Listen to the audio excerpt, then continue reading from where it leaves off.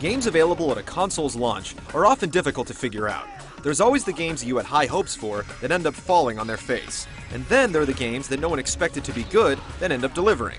Red Steel falls into both categories. At one time, it was heralded as the rebirth of the first-person action game, but after a couple lackluster showings, some of the glitz faded. Now that we've played the final version, we found that it falls somewhere in the middle. But is it worth your launch cash?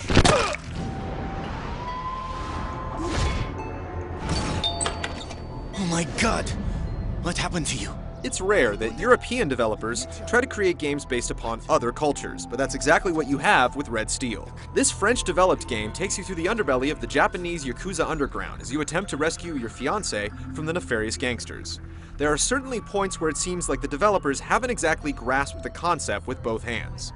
The script comes off like it was written by someone attempting to translate Japanese into English with mixed results. You remember when we first met?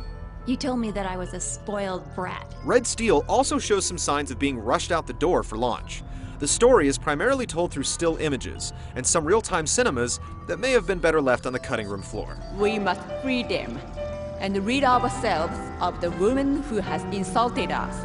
With that said, the story eventually becomes gripping enough to get you through the course of the game as you uncover your future father-in-law's crooked past. You'll also attempt to convince 6 Yakuza clan leaders to rebel and join your side against Tokai, the punk who stole your girl.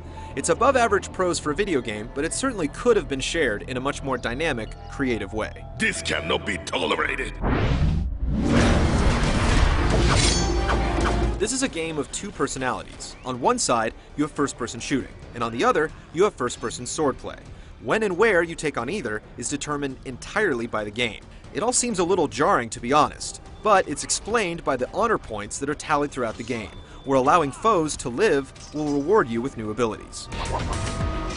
On the gun side, you have the traditional armaments like machine guns, sniper rifles, pistols, grenades, and the like. While the weapons are typical, how you use them is not. A few hours into the game, you'll gain the ability to slow down time and mark specific body parts of enemies, and then bust off some caps in rapid succession. This is particularly effective for disarming foes, at which time you have the choice of finishing them off or letting them live. Sword fights occur fairly regularly, but the one-on-one affairs don't last long, making for a game that's about 80% gunplay and 20% hacking and slashing. When you do take up the sword, you're locked into combat and unable to roam freely, which makes sense considering the bad guys you'll be facing off against have no distractions. The single-player quest will keep you busy for a few days, and when you've exhausted all the content, there's a fairly fun multiplayer option to keep you going. There are just 3 modes total, including the typical deathmatch and team deathmatch. The best of the 3 is called Killer, where the Wii's remote speaker will give players particular instructions. The first to accomplish the objective is the winner. It's the only mode that actually makes use of the Wii's unique abilities, and it's a great deal of fun. Well, as long as you have a decently sized TV anyway. You can only play the multiplayer modes via split screen with up to 4 players, as there's no online or LAN support, which is a bummer. Technically speaking, Red Steel is all over the map. There are moments where the game looks like one of the more impressive Wii launch titles, with destructible environments and some impressive lighting. But other times, it looks like a game that was created for the GameCube, with blocky environments and blurry textures. While art is often a subjective thing, it's hard to fall in love with the characters in Red Steel. They look completely generic and lack any particular style, making almost all of them forgettable. The music, on the other hand, is anything but. Tom Salta has composed a rousing score for the game, using some impressive drumming to keep the sense of urgency at a premium.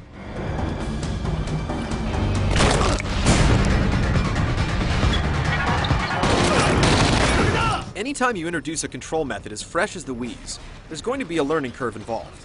Red Steel doesn't do a whole lot to help with this. When using guns, the Wii remote controls where you're looking, while the nunchuck attachment controls movement. It makes sense to try and mimic the industry-standard PC setup, but the Wii remote doesn't provide enough sensitivity in Red Steel to turn around quickly enough.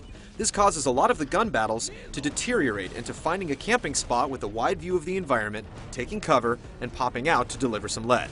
Because of this, cover is definitely a bigger part of the game than we expected. You can tip over tables by giving the nunchuck an upward thrust and then hide behind them, but not for too long. Just like most of the objects in the game, the cover is destructible, so camping at one spot can mean doom. At least there's a rebounding health meter to fall back on.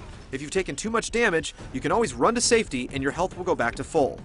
With the somewhat clunky controls, this can be easier said than done. One thing that counterbalances the brutish controls is the relatively stupid enemies you'll face throughout the game. They're more than happy to stand in the wide open and be bullet piñatas, yet they're absolute deadeyes who can seemingly shoot through any amount of cover or objects and land a shot. They'll occasionally take cover behind walls or tables, but more often than not, they'll dare you to master the controls.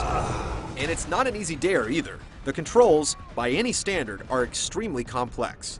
The focus mode is enacted by thrusting the Wii remote toward the TV, but to use normal zoom, you thrust it toward the TV while holding the A button.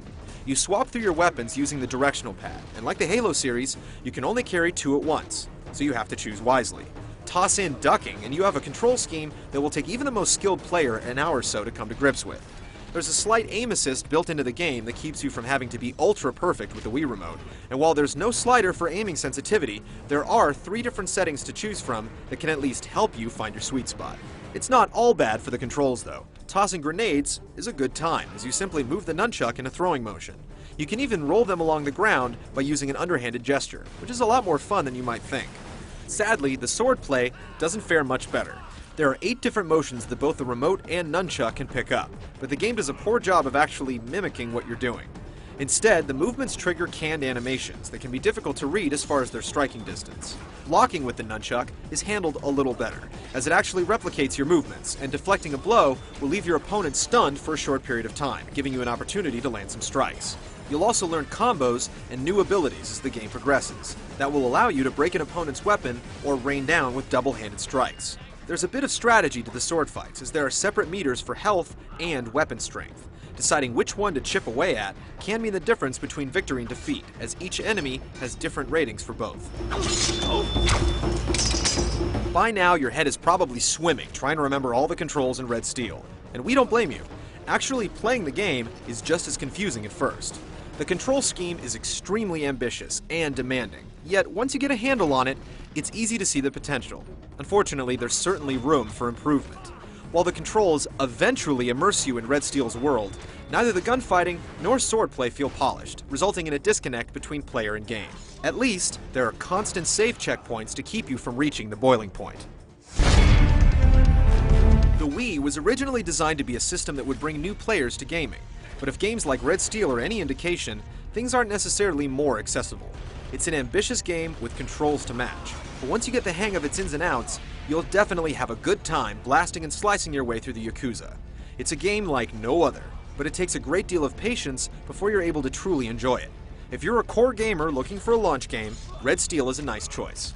Casual players should give it a rent first, to see if their manual dexterity is up to the task.